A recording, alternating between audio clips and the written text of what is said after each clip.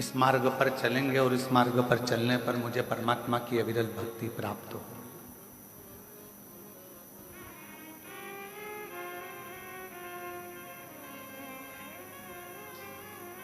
दुनिया के जितने खेल हैं उन सारे खेलों में केवल एक खेल ऐसा है शतरंज का,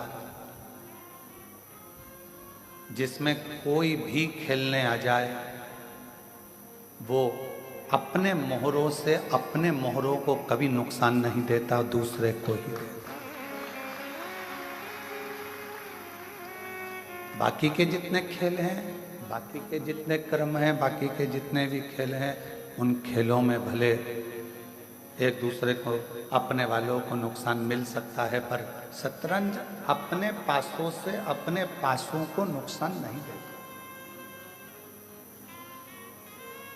किसी को खेलना आए तो ठीक है, किसी को खेलना आए तो ठीक है, किसी को आए तो ठीक, ना आए तो ठीक है।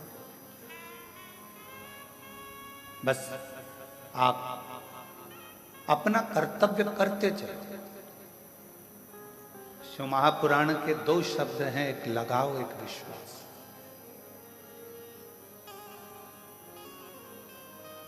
जितने जितने दुनिया के प्रवचन देने वाले हैं वो कहते हैं कि संसार में लगाव मत रखो, परिवार में लगाव मत रखो, धन में लगाव मत रखो, कुटुंब कबीले में लगाव मत रखो। उनका कहना अलग बात है, और उनसे खुद से पूछा जाए या उनका जीवन देखा जाए तो जितना लगाव तो आपका नहीं, उतना आज की दुनिया के बाबाओं का लगाव रहता है।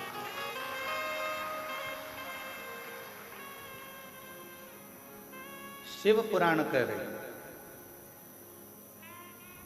कहना सरल है कि लगाव मत रखो। इसलिए शायद शिव महापुराण में तुमरुका जी ने चंचुला देवी से कहा, तुम अपने परिवार में भी लगाव रखो, तुम अपने पति में भी लगाव रखो, तुम अपनी पत्नी में भी लगाव रखो, तुम अपने माता पिता में भी लगाव रखो, तुम अपने रिश्ते नातों में भी लगाव रखो। तुमरुका जी कहते हैं पर इन सब के साथ में एक लगाव भगवान शंकर से, उनके शिवालय से, मंदिर से, सनातन धर्म से भी लगाव। और वो एक लगाव आपका यदि मंदिर से हो गया, बाकी के सबसे है। हम बच्चों को लगाव ना रखें ऐसा नहीं कह रहे, लगाव रखो।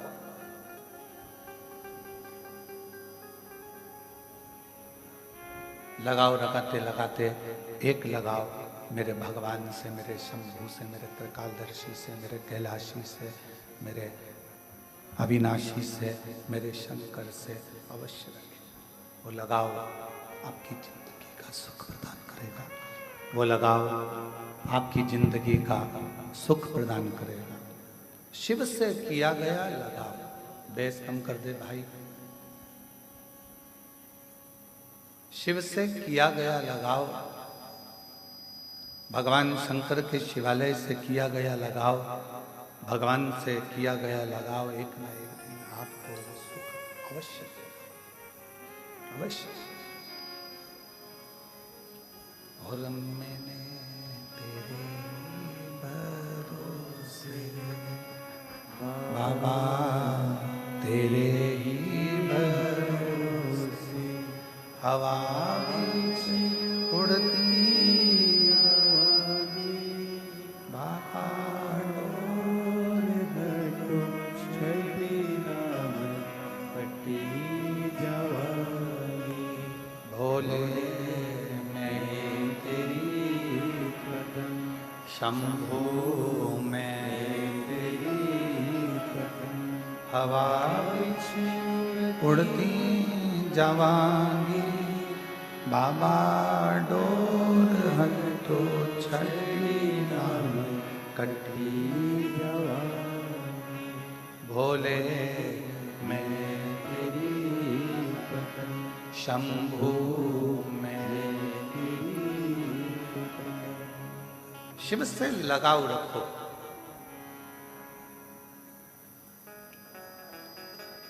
हम जिस कक्ष में रहते हैं उस कक्ष के बाहर एक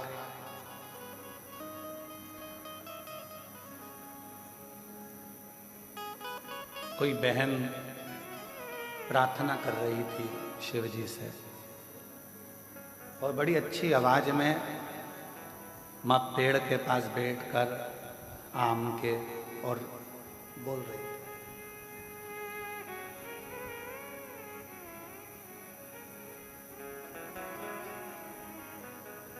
अब हम सुन रहे थे कि भाई क्या बोल रही है। उसने भगवान शिव जी से कहा, भोलेनाथ नजर लगे ऐसा रूप देना मेरे को।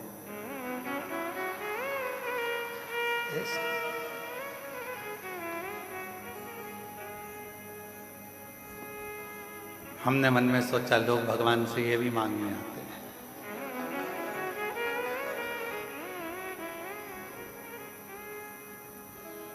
फिर बोली वो, नजर लगे ऐसा रूप देना, नजर टिके ऐसा मेरा घर देना। हमने कहा वाह, अब मन करा कि और सुनूं जरा बोल क्या रहे। फिर बोली, लोगों की नजरों की नींद उड़ जाए ऐसा मेरा व्यापार देना। ऐसा। और फिर बोली, मेरे नजरों में आप बसे रहो ऐसा वर देना। कृपा, ऐसी कृपा।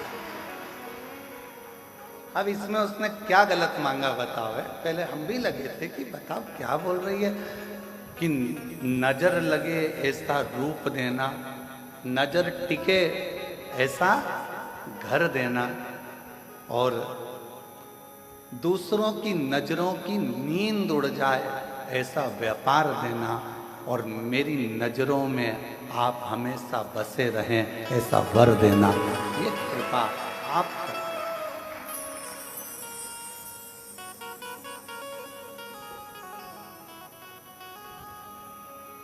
अब हमारा मन करा कि कितनी सुंदर बोली है, इसको कुछ गिफ्ट देना चाहिए। हमने ललित पंडित जी से कहा, हरियाली मिक्सचर का पैकेट रखा है, हो सकता है आज इसका प्रदोष का व्रत हो तो दिया।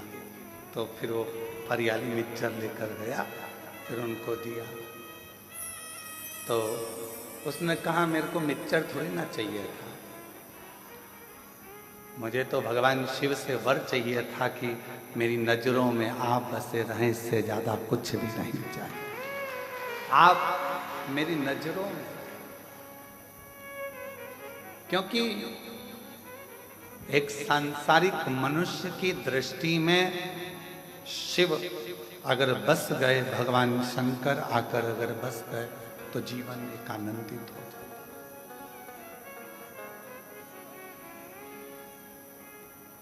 बसाओ, आपके नैनों में भी सब कुछ बसाओ, पर उसके साथ में शंकर का बसाना जरूर है। एक लगाओ, एक विश्वास, दो शब्द। मेरे शंकर भगवान ने अपने परिवार वालों से लगाव भी रखा। ईमानदारी से बोलना, अगर शंकर जी का लगाव परिवार से नहीं होता तो अपनी धर्म पत्नी सती मां जल के भस्म हो गई और शिव जी ने तांडव रचा दिया। अगर लगाव नहीं होता तो तांडव होता।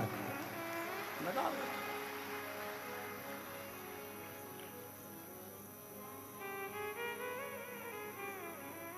मेरे शंकर भगवान ने घर नहीं छोड़ा, मेरे शिव जी ने अपना परिवार नहीं छोड़ा, अपना घर नहीं छोड़ा, अपना कुटुंब नहीं छोड़ा। मेरे शंकर भगवान अपने परिवार बच्चों को नहीं छोड़ा।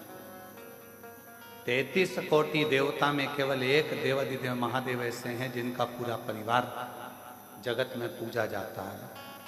धर्म पत्नी पार्वती माँ दुर्गा की भी पूजन होती है, तो गणेश जी की भी पूजन होती है, षडानंद कार्तिकेय जी की भी पूजन होती है, रिद्धि सिद्धि बहुओं की भी पूजन होती है, तो शुभ लाभ की भी पूजन होती है पोतों की, पर पोतों की आमोद प्रमोद की भी पूजन होती है। तो मेरे शंकर भगवान की बेटियों की भी पूजन होती है। वो शिव है, वो शंकर है, वो करुणा सागर, वो त्रिकालदर्शी, वो कैलाशी, वो अविनाशी है, वो शिव है। और शिवजी ने, तुमरुका जी ने चंचुला देवी से कहा कि मेरे शंकर भगवान अपने भक्त को एक वर बहुत जल्दी देते हैं। कौन सा वर देते हैं? तो कहा शिवजी अपने भक्त को वर देते हैं, तू मेरे परिवार का अंग है। अगर तू मेरे मंदिर में आकर एक लोटा जल चढ़ा रहा है, मेरे मंदिर में आकर मेरी पूजन कर रहा है, सेवा कर रहा है, चाकरी कर रहा है, तू मेरे मंदिर में सेवा चाकरी में लगा है, तो तू मेरे परिवार का अंग है।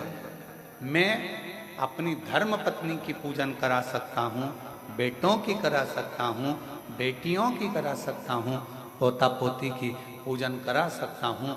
तो शिव जी कहते हैं जो मुझे भजता है उसकी भी जगत में मैं जय जयकार करा देता हूँ। उसकी मेरे शंकर प्रधानी, मेरे त्रिकालदर्शी, मेरे कैलाशी अविनाशी शिव, करुणा सागर, दया सागर, मेरे शंकर, मेरे शंभु, जो उसको भजता है पूजता है उसका भी जय जयकार वो करा देते हैं। आप खुद अंदाजा लगाओ, आप खुद स्मरण करिए, आप खुद विचार करिए।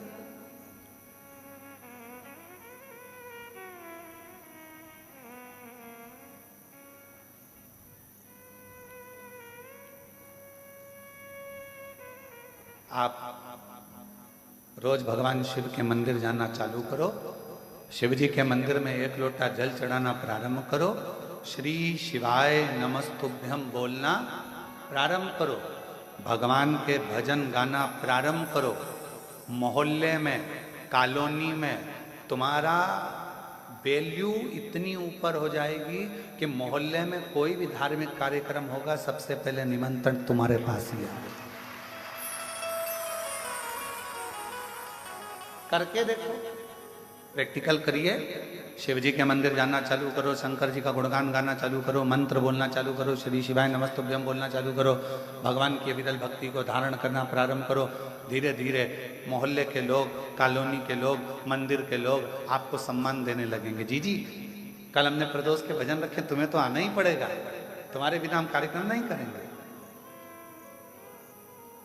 कितनी वैल्यू रिश्तेदारों के लिए इतना करा, परंतु उनने ये नहीं कहा कि तुमको आना ही पड़ेगा, तुम्हारे बिना हम ये कार्यक्रम नहीं करेंगे। पर मोहल्ले के, कॉलोनी के लोग, मंदिर के लोग, सोसाइटी के लोग, धर्म से जुड़े हुए लोग आपके भजन से इतने इम्प्रेस हो जाते हैं, आपके स्मरण से इतने आनंदित हो जाते हैं, आपकी सेवा से, चाकरी से इतने आनंदित हो जाते हैं कि आपको बुलाया जाए।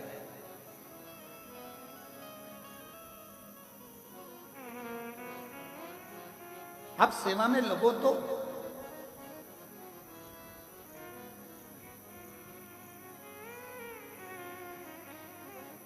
पहले हम ठाकुर जी की हवेली में सेवा करने के लिए जाते थे तो अलग से फोन किया जाता था,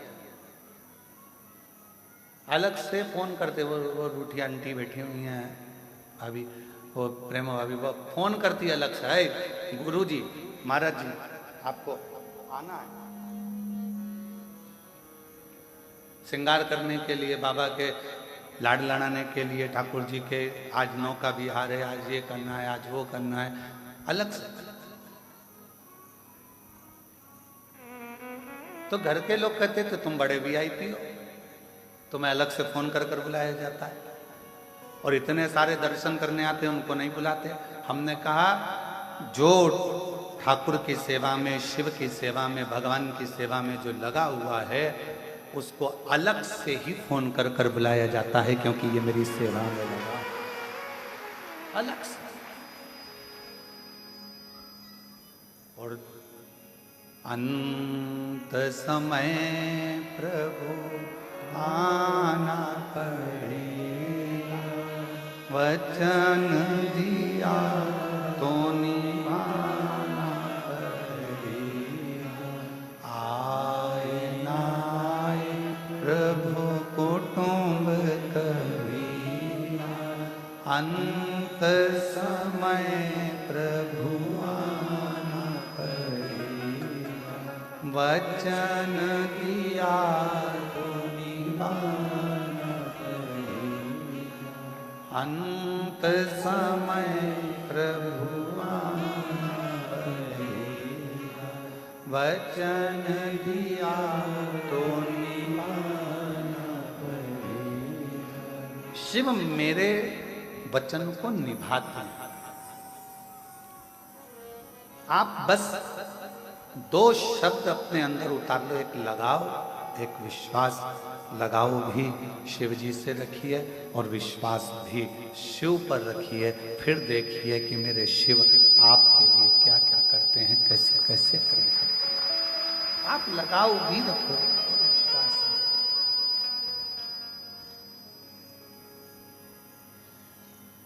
और फिर निवेदन है आप सबसे, संत नहीं बनना अपना, साधु नहीं बनना अपन को, अपन को सन्यासन भी नहीं बनना।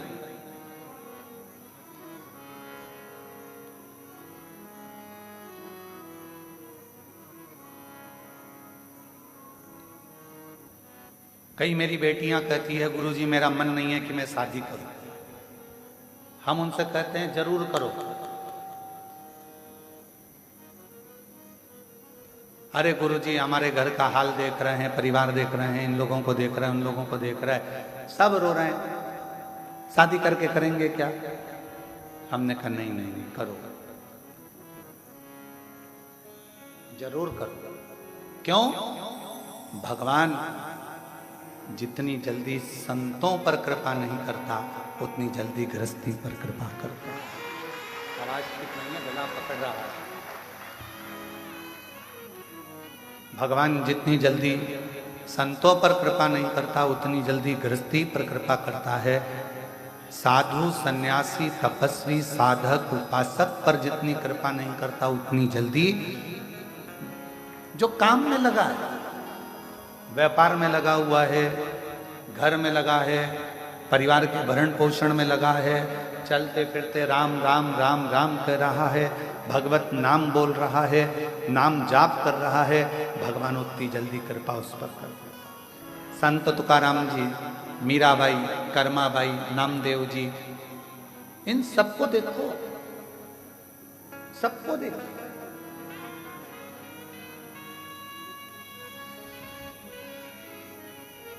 एक एक संत की लिस्ट उठाकर देखिए। प्रहलाद जी को देखिए, ध्रुव जी को देखिए, मीराबाई को देखिए, कर्माबाई को देखिए।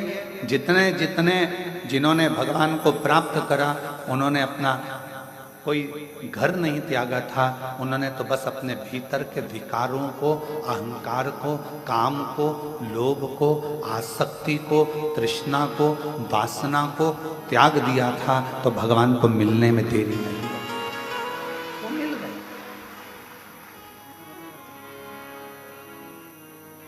और मैंने तेरे ही भरोसे बाबा, तेरे ही भरोसे हवा बिच उड़ती जावागी, बाबा डोर हंदो छड़ी राम कटी।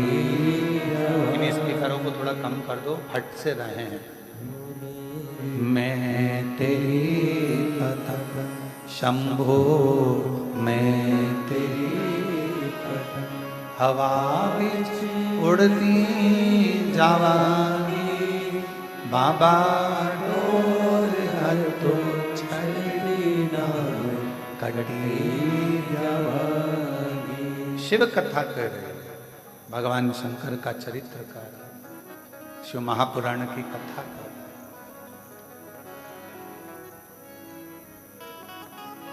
कभी गलत मार्ग की ओर मत जाओ। सद्विचारों से ग्रह आनंदित रहो, अच्छे विचार अपने भीतर ले। शिव महापुराण के रुद्रखंड में एक बात कही गई कि जैसे जैसे कलिकाल बढ़ता चले जाएगा वैसे वैसे लोग अपने अपने मत संसार के सामने रखते चले जाएंगे।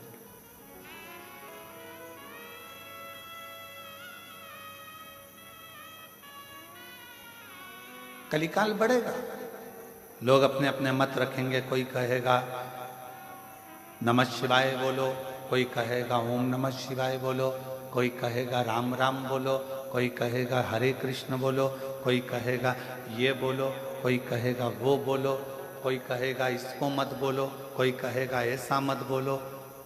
जैसे जैसे कलयुग बढ़ता चले जाएगा, जैसे जैसे कलयुग बढ़ेगा वैसे वैसे लोग अपना अपना मत रखेंगे।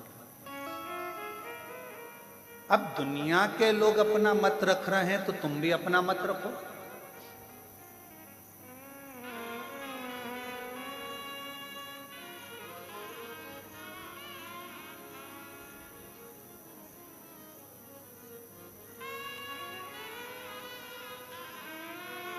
एक समझदार व्यक्ति और एक मूर्ख व्यक्ति में सबसे बड़ा अंतर कौन सा है? जम के बोलो जरा जल्दी से। समझदार व्यक्ति और मूर्ख व्यक्ति में सबसे बड़ा अंतर कौन सा है?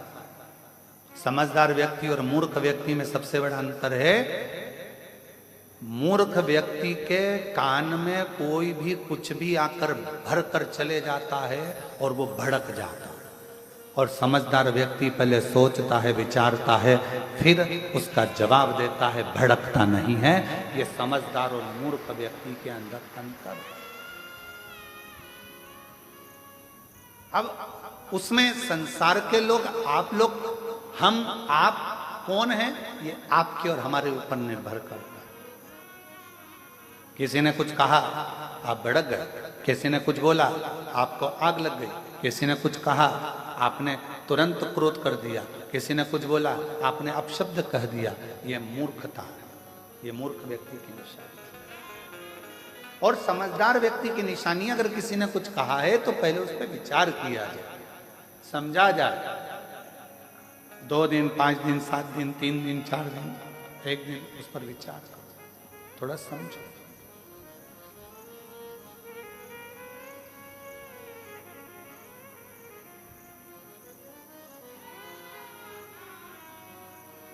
आजकल एक नया काम हो गया, नए नए लड़का लड़कियां कहते हैं कि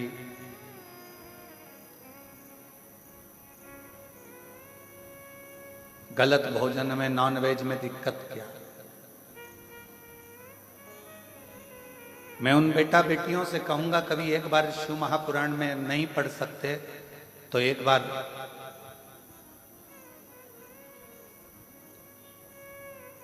उज्जैन में 84 महादेव में एक महादेव है 21वें नंबर के, उनका दर्शन कर। उज्जैन में जाकर दर्शन नहीं कर सकते तो काशी के 80 घाट के नजदीक में एक मंदिर है, उसका दर्शन कर। वहां भी नहीं जा सकते तो आंध्र प्रदेश का एक मंदिर है, उसका दर्शन कर आओ।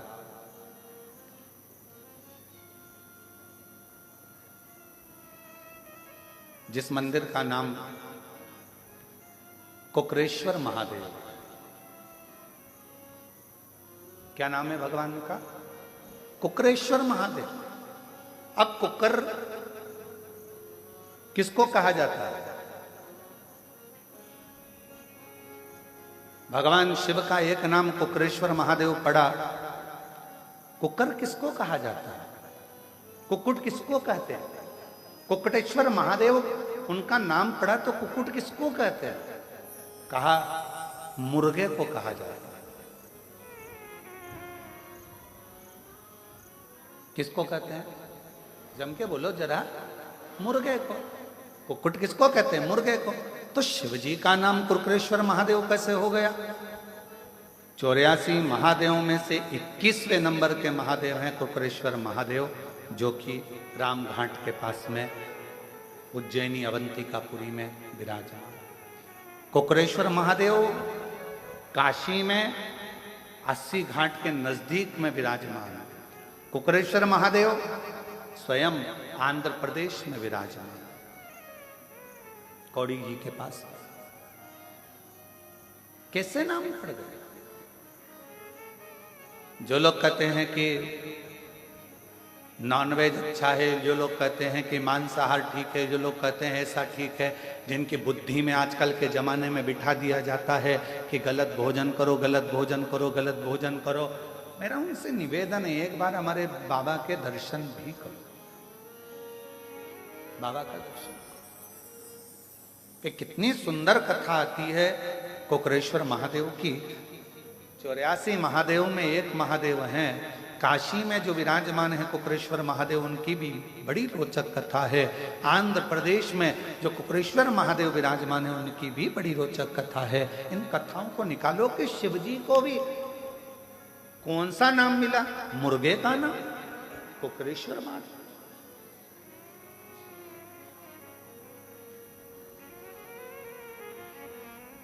कोई उनको कुकटेश्वर महादेव कहता है, कोई उनको कुकरेश्वर महादेव कहता है। ऐसा नाम क्यों रखा? कहा एक कौशिक नाम के राजा हुए, बड़े विद्वान, बहुत, और वो भगवान के मंदिर, देवालय, शिवालय तो जाते नहीं थे। बस अपनी मस्ती में रहना, अपनी प्रजा को कोई तकलीफ ना हो, अपनी प्रजा को कोई कष्ट ना हो, उसका ध्यान रखते थे और अपने काम में लगे रहते। कभी कभी मन करता तो देवालय, तीर्थ, शिवालय चले जाते, भगवान के मंदिर चले जाते, स्मरण कर। उनकी पत्नी उनसे बहुत दुखी थी। कौशिक राजा की जो धर्म पत्नी थी वो बड़ी दुखी थी। क्यों? क्योंकि जिस दिन से कौशिक राजा के साथ में उनका विवाह हुआ था, उस दिन से वो धर्म पत्नी ने अपने पति को शाम का सूरज ढलते ही, जैसे ही सूरज ढला और सुबह का सूरज उगा, तब तक उनका पति उनके पास में नहीं रहता। पूरी रात, जिस दिन से शादी कर कर आई थी, उस दिन से पति का दर्शन रात्रि के समय होता नहीं, केवल दिन में पति का दर्शन करती। सुबह से लेकर, सुबह का सूर्य उगेगा, उससे लेकर रात्रि का, शाम का सूर्य अस्त होगा, तब तक पति का दर्शन होता था। पर रात्रि के समय पर पति का दर्शन नहीं होता था। कौशिक राजा कहां चले जाता था मालूम नहीं पड़ता। पत्नी बड़ी दुखी थी। शादी को मेरे इतने साल हो गए, शादी हुए 25-30 साल हो गए, पर पति रात को कहाँ जाता है पता नहीं पड़ता, कहाँ गायब हो जाता है मालूम नहीं पड़ता। बड़ी दुखी थी, आंख में आंसू भर गए। इतने साल निकल गए और मेरा पति आखिर रात्रि को जाता कहाँ? अब चिंता तो व्यापी। और शंभो शरण पड़ी, मांगू घड़ी रे, दुख काटो,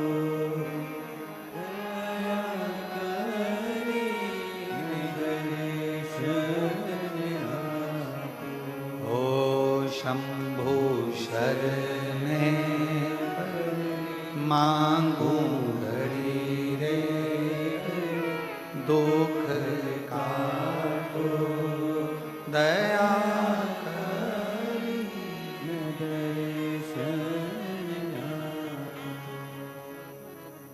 अब पत्नी के मन में ये प्रश्न करते करते करते करते शादी के 35 साल निकल गए, पर पति रात को कहाँ जाता है, कहाँ पहुंच जाता है, कहाँ गायब हो जाता है मालूम नहीं। समय निकल, आज 35 साल के बाद पत्नी का हृदय भीतर से रोया और आज मरने की प्लानिंग कर ली कि अब मुझे रहना नहीं है इस पति के साथ,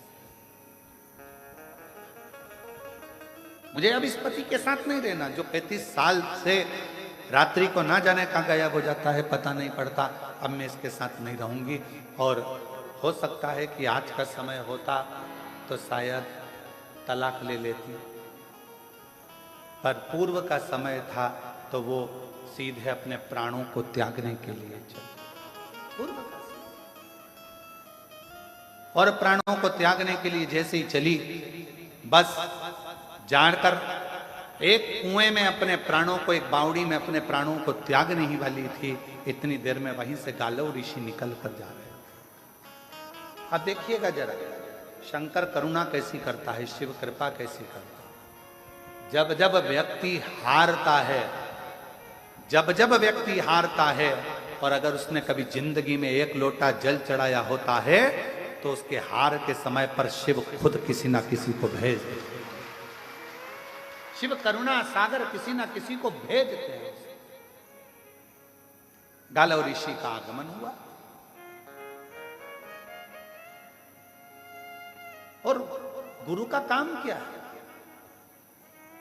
आप लोग शिव गुरु, शिव महापुराण की कथा सुन रहे हो। गुरु का काम क्या है? दीप जलाना, प्रकाश करना। गुरु का काम है प्रकाश करना। और गुरु, सर्वश्रेष्ठ गुरु का लक्षण क्या है?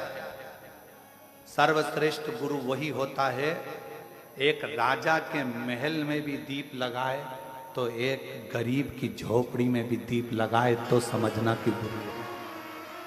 राजा के महल में भी जो दीपक से प्रकाश करता है और गरीब के झोपड़े में भी दीपक से प्रकाश करता है, वो गुरु होता है। पैसे वाला आया, दरवाजा खोल दिया। धनपति आया, दरवाजा खोल दिया। सत्तापति आया, दरवाजा खोल दिया। मालूम पड़ा कि वैभवपति से, धनपति और सत्तापति से तो मिलने की तमन्ना होती है, और कोई गरीबड़ा साधारण सा आ गया तो ठोकर मार कर चल दी है, धक्का देकर चल दी है। वो श्रेष्ठता नहीं, वो श्रेष्ठता नहीं।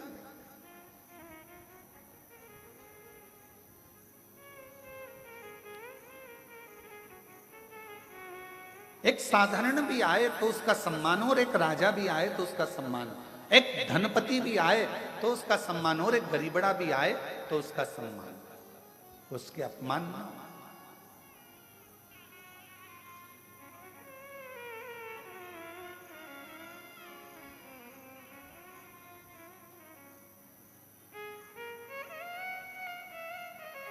एक नम्रता के साथ में, एक गुरु का सर्वश्रेष्ठ कर्तव्य, गुरु का सर्वश्रेष्ठ लक्षण ही यही है कि राजा के महल में भी दीपक से प्रकाश कर रहा है तो गरीब के घर में भी दीपक से प्रकाश करे, दोनों का। क्योंकि दिया जो होता है वो ये नहीं देखता है कि राजा का महल है कि गरीब का झोपड़ा है, दीपक तो प्रकाश करना जानता है। उसी तरह गुरु गुरु होता है, वो सर्व जगत में प्रकाश करना जानता है। वो ये नहीं कि मैं इसको ज्ञान नहीं दूंगा, ये ऐसा है वो वैसा है। शिव महापुराण की कथा कथी है, जिनको किसी ने नहीं अपनाया, जिन भूत प्रेत चुड़ैल भूतनी डाकनी पिशाचनी, जिनको दुनिया के लोगों ने धुतकारा, धुतकारा जिनको दुनिया के लोगों ने। कोई अपने घर की शादी में भूत को नहीं बुलाता, प्रेत को नहीं बुलाता। लोग अपने घर की शादी में देवी देवता नोचते, जगत जननी दुर्गा भवानी की पूजन करो, माता पूजन है। लोग पत्रिका में दिखाते हैं, शादी की पत्रिका छपती है तो उसमें लिखते हैं माता पूजन, मंडप, गणेश पूजन। तुमने कभी पत्रिका में देखा भूत पूजन, डाकनी पूजन, चुड़ैल पूजन, पिशाचनी पूजन? कभी तुमने पढ़ा? जम के तो बोलो, नहीं पढ़ा। क्यों? इनको कोई बुलाता ही नहीं। अभी इनको कोई नहीं बुलाता तो भगवान शंकर ने विचार करा, जिनको कोई नहीं बुलाता उनको मैं बुलाऊं, मैं बुलाऊं। जिनको कोई नहीं पूछता उनको मैं पूछूं। बड़े बड़े को तो दुनिया बुला लेती है, आजकल एक फैशन चला है कि इनको बुलाओ अपना नाम चलेगा, उनको बुलाओ अपना नाम चलेगा। एक से बढ़कर एक ढेरों सेलिब्रिटियों को बुलाया जाता है जिससे अपना नाम चले, पर मेरे शंकर से बड़ा दुनिया में कोई सेलिब्रिटी हो ही नहीं सकता। मेरे शिव से कौन? नाम चलेगा, अपना नाम चलेगा, अपना वैभव बढ़ेगा, अपना वैभव बढ़ेगा ना।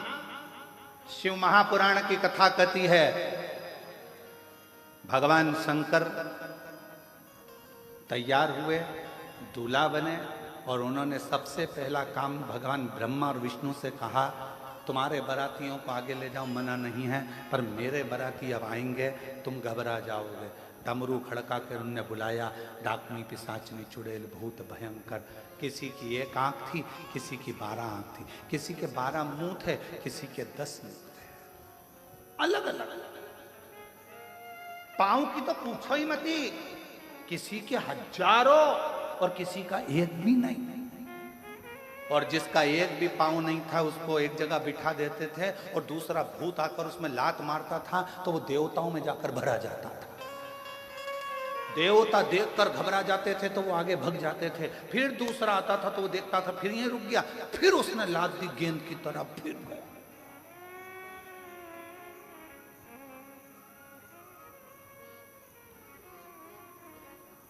एक जगह पर भगवान शंकर का नंदी पहुंच गया और वो जो बिना पांव वाला भूत था वो बैठा था। शंकर जी ने उसको हंसकर पूछा, क्यों रे, क्या हो गया? वो भूत बोला, बहुत देर से लोग मुझे लात मार रहा है, बहुत देर, कुछ कृपा करो ना प्रभु, अभी पीछे से और आ रहे होंगे, फिर लात देंगे धर के। शंकर भगवान अपने भक्त को बल देते, तो शिव जी ने कहा उस भूत से, क्यों चिंता करता है, हल्का रहेगा तो लात मारेंगे, मेरा वर है तुझे, एकदम भारी हो जा, एकदम भारी, पत्थर की तरह, फिर देखूं लात पड़े कि नहीं पड़े। फुटबॉल का मैच देखा है आप लोगों ने? फुटबॉल का, अरे जम के तो बोलो। फुटबॉल के मैच में एक अकेली फुटबॉल को इधर से भी लात, उधर से भी लात, इधर से भी लात, उधर से भी लात मारी जाती है। क्यों मारी जाती है? क्योंकि वो अंदर से खाली होती है। अगर वो फुटबॉल में रेत भर दी जाए, पत्थर भर दिया जाए, तो किसी के बाप में दम हो तो मार के बताए। फुटबॉल खाली है तो लात पड़ रही है, भरा गई तो किसी में दम नहीं कि लात मार दे। शंकर भगवान हमेशा बल देते हैं। शिव जी ने कहा चिंता मत कर, अब कोई लात मारे तो उससे पहले मेरा नाम लेके कल्ला जीवड़ा कर कर कठोर बनकर बैठ जाना, फिर लात नहीं पड़ेगी। तो कहा प्रभु फिर मैं आपकी बारात में चलूंगा कैसे? शिव जी कहते हैं जब इतना बल अंदर से आ जाएगा कि तू पत्थर की तरह हो जाएगा तो अपने बल पर हाथ से चल कर आएगा, चिंता मत कर, चलेगा, दौड़ेगा। और वही हुआ, पीछे से एक भूत आया, उसने जो लात दी, लात देते से उसकी लात टूट गई। उसने सोच लिया अब अपन में इतना बल आ गया है तो अपने हाथ किस काम का आएंगे। उसने पांव की जगह हाथ से चलता चलता भगवान शिव की बारात में पहुंचा है, क्योंकि शिव बल प्रदान करते हैं। सबसे बड़ा बल देने वाला एक ही है, वो महाबलेश्वर देवाधिदेव महादेव है। शिव जी का एक नाम महाबलेश्वर है क्योंकि वो बल प्रदान करता है। भगवान शंकर अविरल बल देते हैं, इसलिए उनका नाम महाबलेश्वर भी कहा। हाथ के बल पर चल।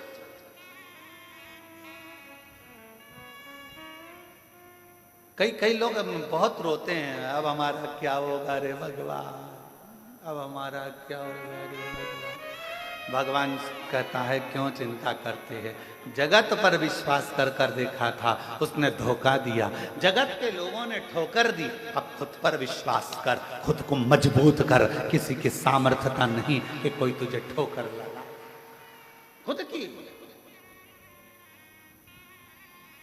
अपने आप को बुलंद करिए, दूसरे की चमक से कभी मत चमको, अपनी चमक बरकरार रखो। दूसरे की चमक से नहीं, अपनी चमक बरकरार रखो। विचार करा कि मेरे प्राण छोड़ जाए। कौशिक राजा की धर्मपत्नी मरने के लिए, प्राण छोड़ने के लिए बावड़ी पर, कुएं पर पहुंच गई। सामने से गालव ऋषि ने रोक दिया, क्या कर रही हो, कौन हो तुम? मैं कौशिक राजा की पत्नी। क्यों, हुआ क्या, क्या हुआ? महाराज 35 साल हो गए मेरी शादी को, पर मेरा पति दिन में तो दिखता है पर रात में नजर नहीं आता। ना जाने कहां चले जाता है, दिखता भी नहीं है, ओझल हो जाता है, समझ नहीं आता क्या करूं। इतने में गालव ऋषि ने उस बेटी का सांत्वना देकर कहा, चल तू मेरे आश्रम में चल, मैं तुझे एक उपदेश देता हूँ। आश्रम में ले गए, उसको फल दिया, खाने को बिठा दिया और कहा, क्यों चिंता करती है, क्या बात है। उसने कहा, बात केवल इतनी है, मेरी शादी को 35 साल हो गए, मेरा पति दिन में तो दिखता है पर रात में नजर नहीं। इतनी सी बात। हाँ, क्या नाम है तेरे पति का? राजा कौशिक मेरा पति। राजा कौशिक, वो तो बड़ा विद्वान है, बड़ा विद्वान है। हाँ, भक्त भी है। हाँ, उसके साथ ऐसा होता है। हाँ, तब गालव ऋषि ने शिव जी की आराधना कर कर और मानसिक शिव की पूजन कर कर शंकर भगवान से पूछा, बाबा आप बताओ कि ये क्या हो रहा। शिव की आज्ञा हुई, ध्यान लगा कर देखा तो गालव ऋषि ने कौशिक राजा की पत्नी से कहा, तेरा पति पूर्व समय में राजा विदुरथ का बेटा था। एक राजा हुए हैं विदुरथ, उनका पुत्र पूर्व समय में तेरा पति राजा कौशिक पूर्व समय में राजा विदुरथ का बेटा था। और इतना सुंदर था, इतना सुंदर था, सारे ठाट उसके हाथ में थे, सारी स्त्रियों का भोग भी वो भोगता था, सारे साज का भोग वो भोगता था। पर एक गलत काम वो करता था, क्या कि वो सुबह से लेकर शाम तक मुर्गा को मारकर, कुक्कुट को मारकर उसके मांस का भक्षण करता था, उसके मांस का भक्षण करता था।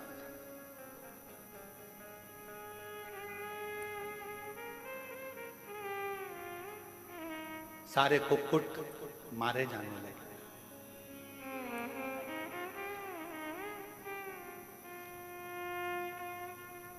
प्राण छूटने लगे, सारे मुर्गा उनके, सारे कुक्कुट उनके। नगर के जितने कुक्कुट थे, जितने मुर्गा थे, सब अपने राजा के पास गए।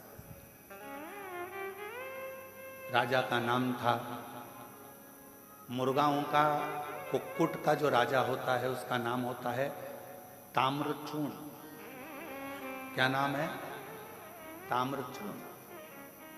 कुक्कुट का राजा, मुर्गा के राजा का नाम है ताम्रचूर्ण। ताम्रचूर्ण राजा के पास में गए, महाराज वो विदुरथ राजा का बेटा हमको मार मार कर खाता जा रहा है और हम सब कष्ट में हैं, कुछ करिए। ताम्रचूर्ण नाम का जो राजा था, मुर्गों का, जो कुक्कुटों का राजा था, वो भगवान का अविरल भक्त था, भक्त था, अविरल। कल कथा में कहा था, एक चींटी भी अगर शिव जी से चिपकी हुई है ना, तो समझ लेना कि वो साधारण नहीं है। एक चींटा शंकर भगवान के शिवलिंग के पास में चिपक कर बैठा है तो वो साधारण नहीं है। एक छोटा सा कीड़ा भी शंकर के शिवलिंग के पास बैठा है तो समझ लेना वो साधारण नहीं है। ना जाने कौन सा पूर्व जन्म का पुण्य होगा जो शिव के करीब में होगा। शिव के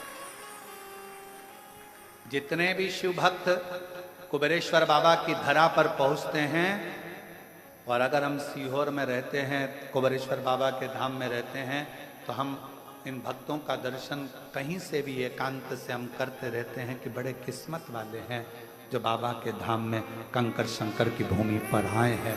ये शिव के कोई पिछले जन्म के अच्छे कर्म मुझे बाबा तेरा, कोई पिछले जन्म के अच्छे कर्म मुझे बाबा तेरा साथ। जहाँ सारी दुनिया झुकती है, जहाँ सारी दुनिया झुकती है, मुझे वो आली दरबार मिला, दरबार मिला। कोई पिछले जन्म के अच्छे करम, मुझे बाबा तेरा कोई पिछले जन्म के अच्छे कर्म, मुझे बाबा तेरा कोई पिछला जन्म का कोई पुण्य हो, पिछले जन्म का कोई।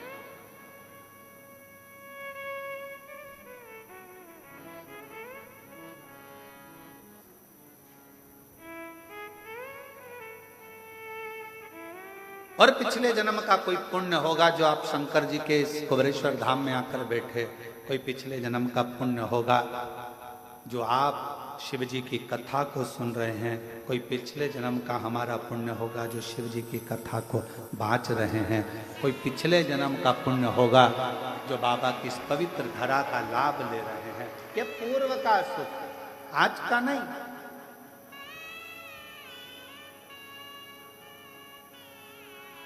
ताम्रचूर्ण मुर्गों का राजा, कुक्कुटों का राजा, शिव जी का बड़ा भक्त था। कहा मुर्गा भी क्या शंकर का भक्त होता है? क्या मुर्गा भी शिव का भक्त? आंध्र प्रदेश के कुकुरेश्वर मंदिर में जाकर पूछना तो वहां बताया जाएगा कि गयासुर यज्ञ पूर्ण करे, उसके लिए भगवान शंकर मुर्गे का रूप रहकर कूक भर देते हैं, तो भगवान शंकर महाकुकरेश्वर महादेव के रूप में पूजा। कभी जाकर देखिए। कई लोग तो काशी में भी रहते हैं, तो काशी में भी भगवान शंकर के जो अविरल मंदिर हैं, बहुत सारे बहुत मंदिर हैं काशी में छोटे छोटे, जिनका स्मरण लिंग पुराण में आता है, स्कंद पुराण में आता है, और सुंदर कथाओं का लाभ। आप जो कथा सुन रहे हैं, ये कथा भी स्कंद पुराण के काशी खंड के 53वें नंबर के अध्याय की है। और यही कथा अवंतिका खंड स्कंद पुराण में भी वर्णन करी गई है। यही कथा। आप लाखों की संख्या में आए हो भगवान शिव की अविरल भक्ति को श्रवण करने के लिए। बस लोग कहते हैं सीहोर वाले महाराज जी ना जाने कहां से कथा बाजते हैं, ना जाने कहां से कथा बोलते हैं। तो सबसे निवेदन है, हम केवल शिव महापुराण ही नहीं, सारी पुराणों का सार लेकर जहां जहां से शिव को लिया जा सकता है, जहां जहां से मेरे ओघड़दानी से कुछ सीखा जा सकता हो, जहां से मेरे शंकर भगवान करुणा कर सकते हैं, वहां वहां से शिव की पवित्र कथा का लाभ आप तक पहुंचाने का प्रयास किया जाए। पूरा प्रयास ये करा जाता है कि शंकर जी की कथा आप तक पहुंचे। एक एक स्कंद पुराण हो, चाहे लिंग पुराण हो, चाहे नर्मदा पुराण हो, चाहे भविष्य पुराण हो, कूर्म पुराण हो, चाहे नारद पुराण हो, चाहे जो पुराण हो, वामन पुराण, वराह पुराण, जो पुराण, उसका सबका सार आप तक पहुंचे।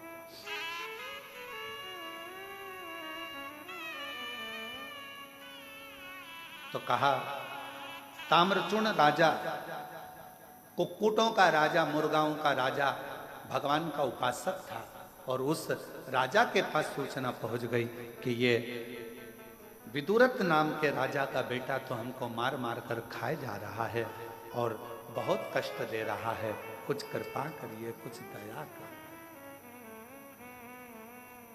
कुछ कृपा। गालव मुनि ने कहा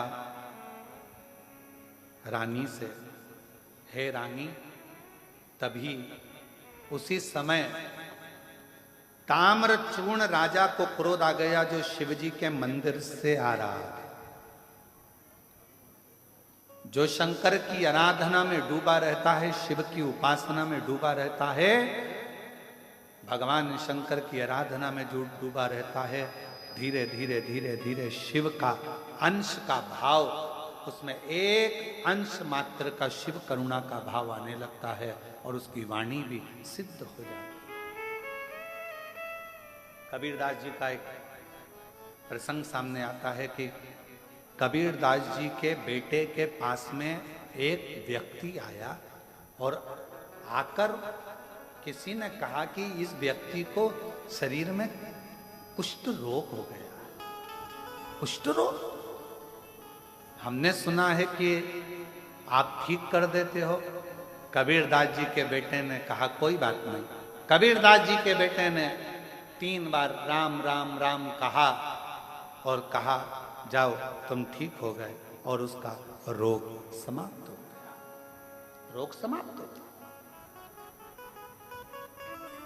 कुष्ठ रोग मिट गया। कितनी बार राम राम बोला? जम के बोलो जरा। 3 बार राम राम बोला, कुष्ठ रोग समाप्त हो गया।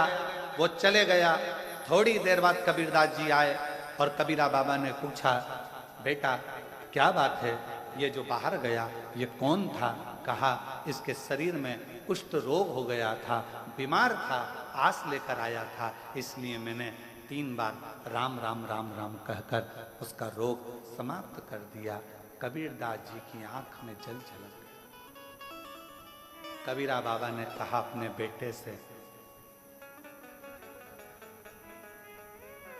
तुम्हारी भक्ति अभी प्रबल नहीं हुई है, तुम्हारा विश्वास अभी प्रबल नहीं हुआ, इसलिए तुम्हें 3 बार राम राम कहकर दुख मिटाना पड़ रहा है। जिस दिन तुम्हारा विश्वास और भक्ति प्रबल होगी, मुख से नाम नहीं निकलेगा, घट की जिभ्या में राम होगा और देख लोगे उतने में दुख कट जाएगा। केवल देखो और दुख कटे, समझ लेना कि तुम्हारा भगवान पर भरोसा बढ़ गया है। तुम्हारे देखने से, मात्र तुम्हारी दृष्टि से उसका दुख कटने लगा। केवल देखने से दुख कट रहा है, समझ लो कि तुम्हारा विश्वास उस इष्ट के प्रति, तुम्हारा भरोसा उस परमात्मा के प्रति और तुम्हारा सिद्धता उस मंत्र के प्रति बढ़ गई है। मंत्र। मेरी जीजियां, मेरे जीजाओं, मेरी बेटियां, बेटाओं, आप लोग कथा में आते हो, कुबरेश्वर धाम आते हो, हम कहते हैं 108 बार श्री शिवाय नमस्तुभ्यम बोला करो। ये बोलने का इसलिए कहते हैं क्योंकि आपकी वाणी, आपका घट, आपकी जिह्वा, आपका मन, आपकी नेत्र, आपकी श्रवण शक्ति, आपकी वाणी पवित्र होती चली जाए और वो मंत्र आपकी घट के जिह्वा में ऐसा बैठ जाए। जब आप कुबरेश्वर धाम से जाओ, कथा सुनने के बाद जाओ, तो आप जिसको देख लो उसकी जिंदगी सफल हो जाए, उसका दुख कट जाए, तो समझ लो कि जिंदगी का आनंद इसी को कहते हैं। कबीरदास जी ने अपने पुत्र से कहा, तुझे 3 बार राम राम कहना पड़ा, जरा विचार कर, मतलब तेरी सिद्धता पूर्ण नहीं हुई है, अभी सिद्ध कर। घट की जिह्वा में राम बैठा हो और मात्र दृष्टि दी जाए, एक बार देख लिया जाए, उतने में दुख कट जाए, तो समझ लो कि जीवन का आनंद दुख कट गया।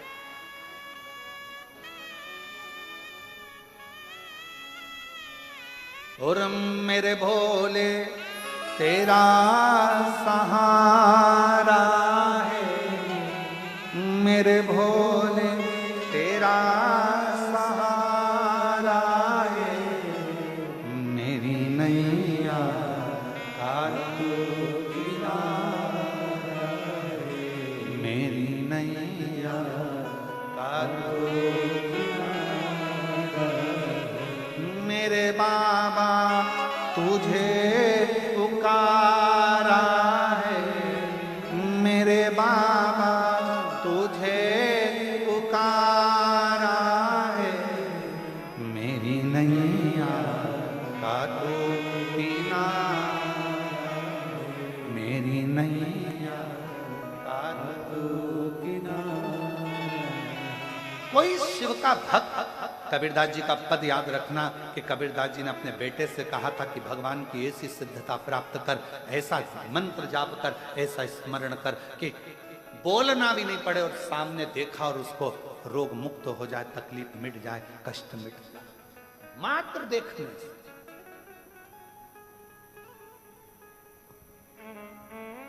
और कृपा की न होती जो आदत तुम्हारी, तो सुनी है आधार तुम्हारी, गरीबों के दिल में जगा तुम न पाते तो किस दिल में होती ये बात तुम्हारी। आप केवल दृष्टि पड़े और सुख मिल जाए। एक पत्र है, अच्छा है, देखिए।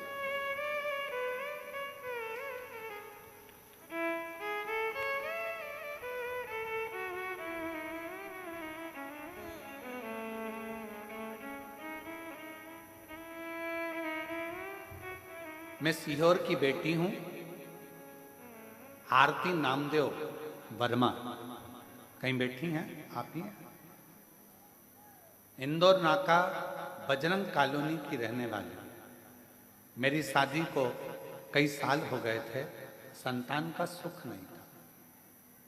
सब तरह का इलाज करवाया पर औलाद नहीं। गुरुजी जगह जगह डॉक्टरों को दिखाया, इलाज भी जगह जगह डॉक्टरों को दिखाया, इलाज भी करवाया पर कोई आराम नहीं।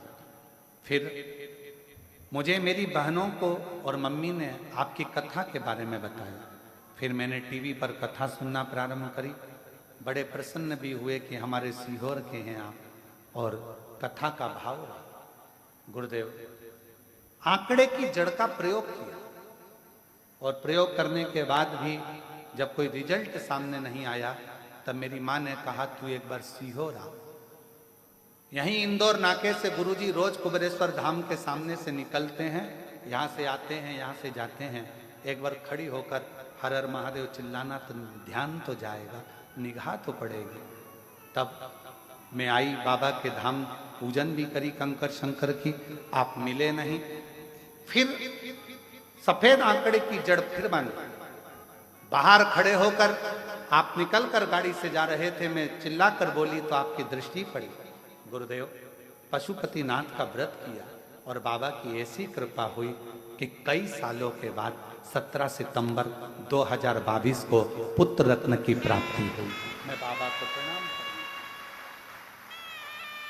कबीरा का वो शब्द स्मरण रखिएगा, आपके लिए।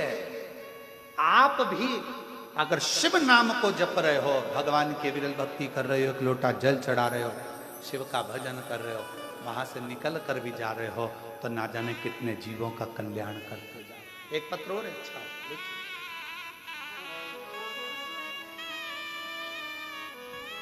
मैं सीमा नायक, पति शैलेश नायक, निवासी गोरखगंज जिला रायसेन से हूं।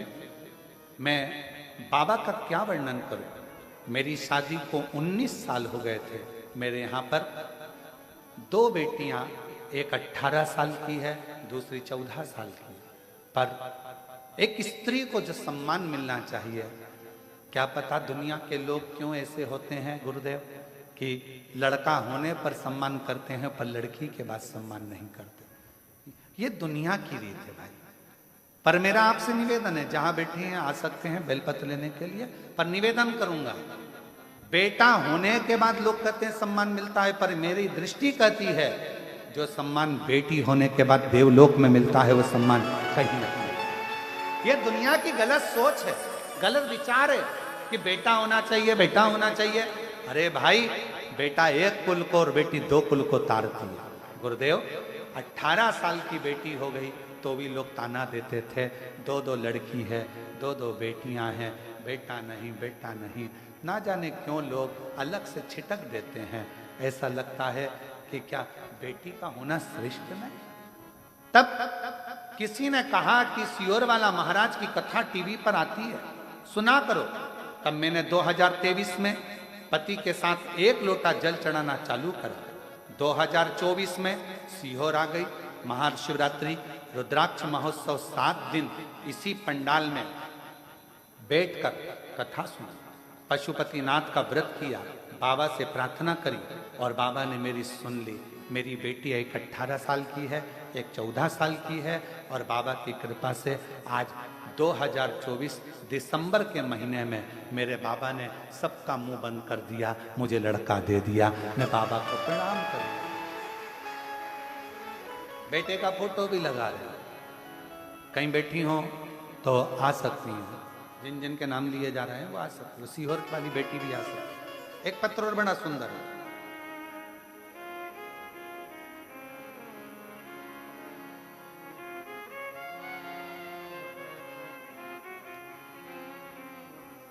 अंजू सिंह उत्तर प्रदेश जिला बुलंदशहर की रहने वाली है।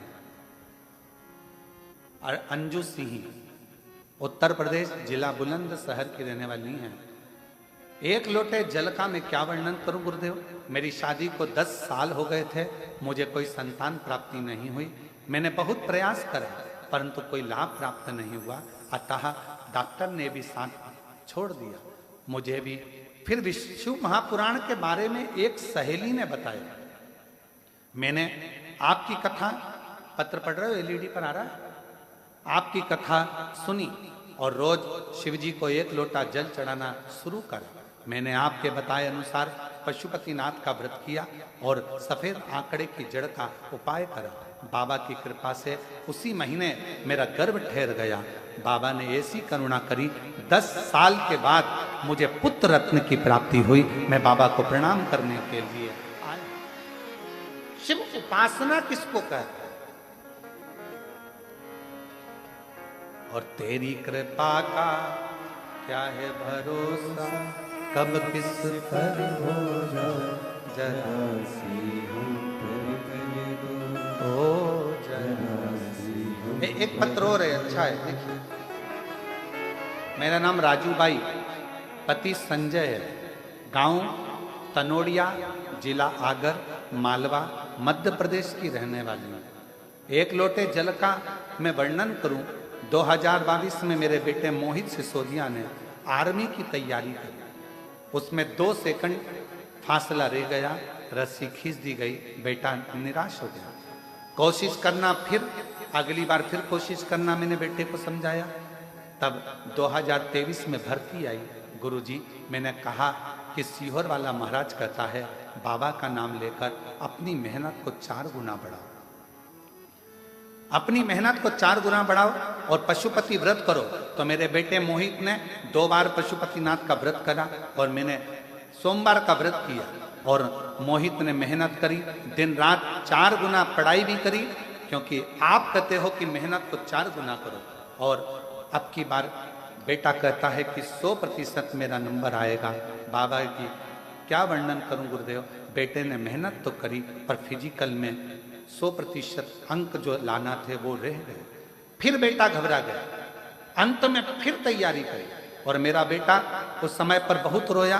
कहा ठीक है, एक बार फिर बाबा करुणा करेगा। तब हमारे बेटे को लेकर सीहोर आई। बाबा के धाम पर विश्वास के साथ महाशिवरात्रि की कथा चल रही थी सीहोर में। तो मैंने मेरे पति से कहा कि मुझे बाबा के चरणारविंद का स्मरण करो, सीहोर की कथा में ले चलो। और मेरे पति सीहोर में मुझे लेकर आ गए। पंडाल में हमने कथा सुनी, बाबा से प्रार्थना करते रहे। गुरुदेव, हमारे पास में उस समय पर तकलीफ चल रही थी, किराए का नहीं था, तो 500 रुपये दूसरे पड़ोसन के लेकर आई थी। बाबा से बस प्रार्थना करने आई थी। बाबा, मैंने सुना है रुद्राक्ष महोत्सव में शिवरात्रि के समय पर जो आता है तेरे पंडाल में, तो उसकी झोली भरकर भेजता है। बाबा, मेरे बेटे का नाम नहीं आया, कुछ करुणा कर। हम तो यहीं थे गुरुदेव। और तभी महू आरओ से ऑफिस से फोन आ गया कि तुम्हारे बेटे का सिलेक्शन हो गया है। तब मेरे बाबा ने मेरे ऊपर खुशी की भरमार कर दी। मैं बाबा को यहाँ प्रणाम करने आई। गुरुदेव, मेरे बेटे का मन था कि जब मैं आर्मी में नौकरी करूं तो मेरा पहली कहीं नौकरी ऐसी हो कि मैं भोलेनाथ की सेवा करूं।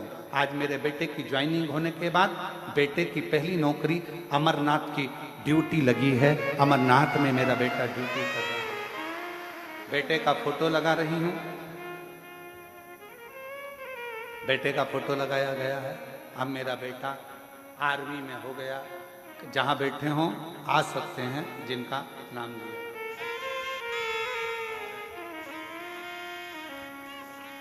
और तेरी कृपा का क्या है भरोसा, कब किस पर हो जाए जरा सी हम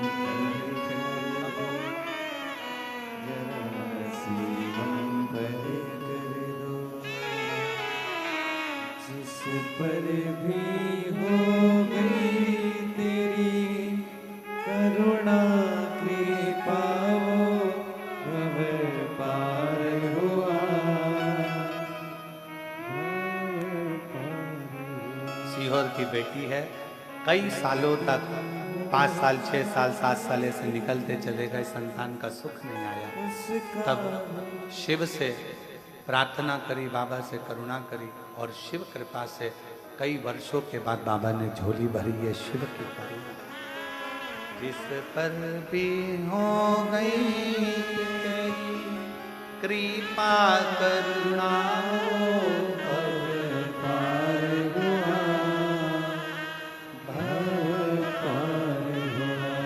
पापी हो चाहे जितना उसका भी पापा उद्धार हुआ, उद्धार हुआ। गिद्ध अजामिल गणिका जैसे तेरे मन को भाए, जरा सी हम पर कर दो, जरा सी हम पर कर दो। तेरी कृपा का क्या है भरोसा, किस पर हो जाए। बेटे की नौकरी लगी है, एक बार जोरदार ताली बजाकर स्वागत करें आर्मी में।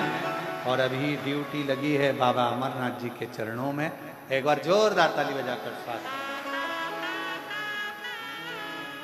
एक बाबू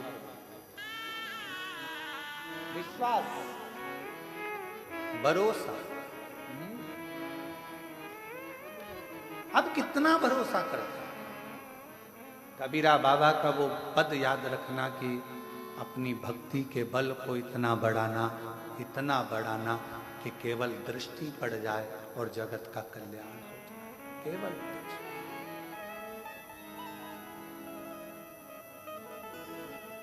एक नजर कृपा की कर दो ओ भोले त्रिपुरारी, एक नजर कृपा की कर दो ओ भोले त्रिपुरारी, ओ भोले त्रिपुरारी।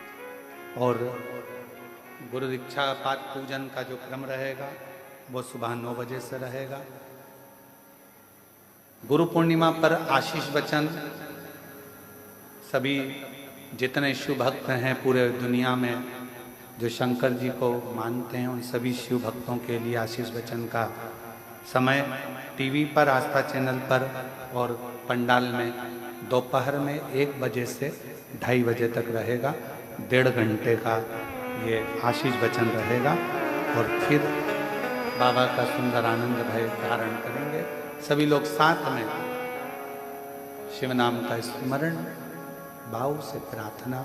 आज प्रदोष का दिन और कथा की शिवरात्रि का दिल से करें।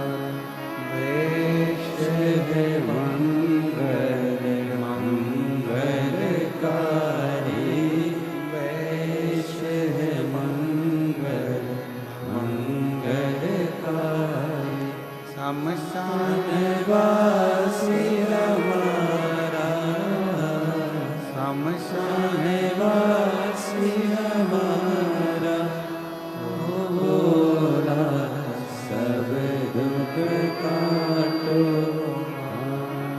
ओ भोला सब दुख काटो।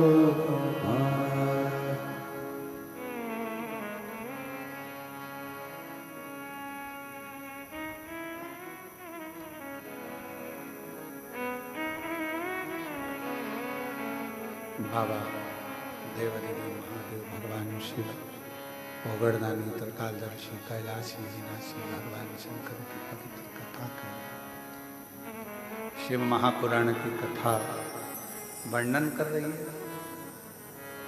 कौशिक राजा की पत्नी गालव मुनि के पास में बैठकर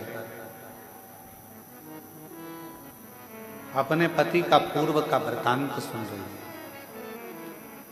तुम्हारा पति विदुरथ राजा का पुत्र था, कुक्कुट का शिकार करता था। इसको कम कर दे भाई, वो फट रहा है, उसका आवाज गड़बड़ हो रहा है।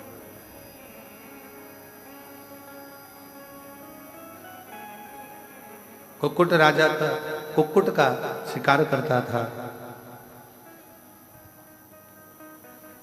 और कुक्कुटों ने, सारे जितने भी कुक्कुट थे, जितने मुर्गा थे, सब ने जाकर कुक्कुटों के राजा ताम्रचूर्ण से जाकर विनय निवेदन,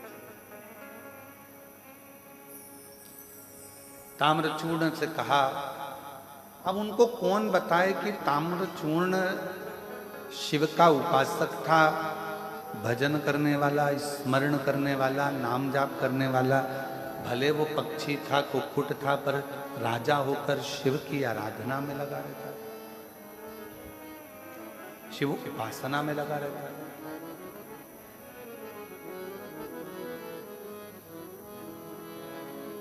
कुक्कुट का राजा ताम्रचूर्ण गया और सीधे विदुरथ राजा के पुत्र के पास में, और विदुरथ राजा के पुत्र के पास में जाकर, विदुरथ राजा के पुत्र के पास में पहुंचकर फिर वहीं पर जाकर कहा, राजन वो माइक कम कर दे, वो बक्सा कम कर दे।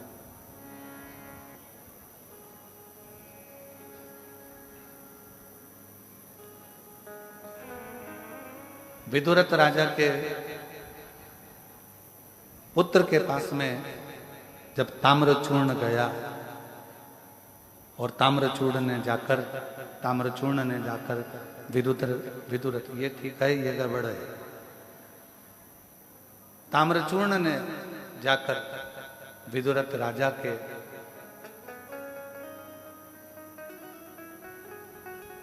पुत्र के पास में जाकर कहा, राजन तुम संपूर्ण भोग में भोगने के लिए आए हो, हम जानते हैं, और तुम राजा हो, हम मानते हैं इस चीज के लिए, पर तुम पक्षियों को अगर कष्ट दे रहे हो, कुक्कुट का संहार कर रहे हो और उनको कष्ट दे रहे हो, तो ये श्रेष्ठता नहीं। मैं तुम्हें श्राप देता हूं कि तुम क्षय रोग से ग्रसित हो जाओ, तुम क्षय रोग से ग्रसित हो, ये मेरा श्राप। अब जैसे ही सुना कि क्षय रोग से ग्रसित होगे, क्षय रोग से ग्रसित हो जाओगे, ये सुनकर बड़ा दुखी हुआ विदुरथ राजा का, चरणों में पड़ गया, महाराज क्षमा करो, क्षमा करो। तब ताम्रचूर्ण राजा ने, कुक्कुटों के राजा ने कहा कि तू इतना क्षमा मांग रहा है तो मैं तुझे उस क्षय रोग से मुक्त कर कर तुझे श्रापित करता हूं कि तेरा जो अगला जन्म होगा वो एक राजा के घर में होगा और तू जन्म लेने पर दिन में तो मनुष्य की योनि में होगा, पर रात्रि में तू सूर्य अस्त होते से ही तू मुर्गा बन जाएगा। जिस मुर्गा का तूने मांस का भक्षण करा है, जिस कुक्कुट को तूने मारा है, उसकी योनि तुझे सूर्य ढलते से प्रातः में सूर्य उगते तक में तुझे मुर्गा बनना पड़ेगा, तुझे कुक्कुट बनना पड़ेगा। ये ताम्रचूर्ण ने कहा। और ताम्रचूर्ण का शब्द सुनकर बड़ा दुखी हो गया। रानी ने जैसे ही सुना गालव मुनि के मुख से कि मेरे पति को ये श्राप है पूर्व समय का, पूर्व जन्म का, और मेरा निवेदन आप सबसे, दुनिया के लोग कहते हैं कि ये खा लो, वो खा लो, ये खा लो, मेरा निवेदन है मांसाहार करने वालों से कि एक बात अपने अंदर याद रखना, जितना जितना कष्ट किसी पक्षी, पशु या जीव को दोगे, उतना कष्ट तुम्हें मरने से पहले इसी संसार में भोगना पड़ेगा। मरने के बाद की हम भी गारंटी नहीं लेते, क्योंकि हमने देखा भी नहीं और जानते भी नहीं, पर जीते जी भोग। मत बुरे कर्म कर बंदे, वरना पछताएगा, भगवान की आंखों से तू बच नहीं पाएगा, तू बच नहीं पाएगा। अरे ओ अज्ञानी मत करना, अरे ओ अज्ञानी मत करना, तेरे कर्म का फल भी तू ही पाएगा, जैसा किया तूने तेरे आगे आएगा। मत बुरे कर्म कर बंदे, वरना पछताएगा, भगवान की आंखों से तू बच नहीं पाएगा, तू बच नहीं पाएगा। अरे ओ अज्ञानी मत करना, तुम्हारे कर्म का भोग तुम्हें भोगना, कोई नहीं भोगेगा। जैसा करोगे वैसा भोगो। इसलिए कुछ अच्छा करते चलो, जिंदगी में श्रेष्ठ करने का प्रयास करो, कुछ अच्छा करने का प्रयास करो।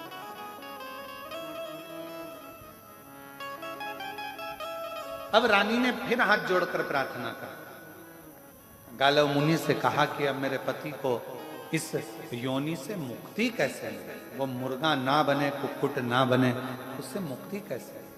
तो कहा उसका एक कारण,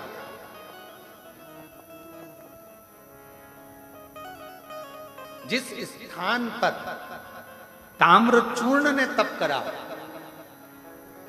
जिस स्थान पर ताम्रचूर्ण ने अपनी चोंच से मिट्टी भरकर एक लिंग का निर्माण करा हो, और उस लिंग का निर्माण कर कर उसकी आराधना वो कुक्कुटों का राजा करता हो, उस स्थान पर अगर तुम्हारा पति पहुंचकर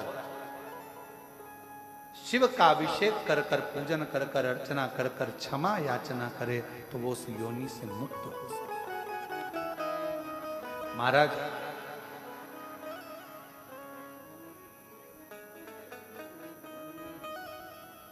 जिस कुक्कुटेश्वर महादेव जिसको कहते हैं, कुक्कुरेश्वर महादेव कहते हैं, उसका एक नाम और है स्कंद पुराण में, पक्षी योनि विमोचन महेश्वर। पक्षी योनि विमोचन महेश्वर या पक्षी योनि विमोचन लिंग, इसके भी नाम से स्कंद पुराण में वर्णन आता है।